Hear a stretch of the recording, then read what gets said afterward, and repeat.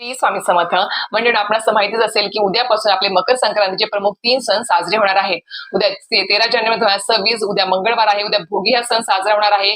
परवा 14 जानेवारीला बुधवारी मकर संक्रांत आणि योगायोगाने 11 वर्षानंतर षटतिला एकादशी सुद्धा त्या दिवशी साजरी होते आहे. आणि तिसऱ्या दिवशी 15 जानेवारी 2026 गुरुवार त्या दिवशी संक्रांत साजरी होणार आहे.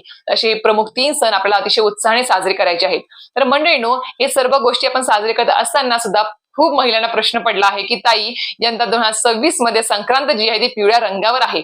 मग पिवळ्या रंगाची जी काही हळद असते ती आम्ही कपाळी लावू शकतो का, किंवा पूजेमध्ये असेल किंवा स्त्रियांना लावताना आम्ही हळद लावू शकतो का एकमेकींना, याबद्दल आम्हाला सांगा, उत्तर द्या. सोबतच या दिवशी आपल्याला केस धुवायचे आहेत की नाही मकर संक्रांतीला, त्याबद्दल पण उत्तर द्या. आणि सगळ्यात महत्वाचं, जे पिवळ्या रंगाचे सोन्याचे दागिने आहेत ते आम्ही या दिवशी घालू शकतो की नाही, आणि अजूनही काही नियम आहेत जे आपल्याला त्या दिवशी आपल्याला नक्कीच त्याचं कटाक्षाने पालन करायचं आहे मकर संक्रांतीला. ते नियम कुठले आहेत याबद्दल संपूर्ण माहिती जाणून घ्यायची असेल, आणि या नियमांचं जर तुम्ही खरंच पालन केलं आणि या गोष्टींची काळजी जर घेतली तर संपूर्ण संक्रांतीचं तुम्हाला फळ प्राप्त होणार आहे आणि अखंड सौभाग्याचा आशीर्वाद देखील मिळणार आहे.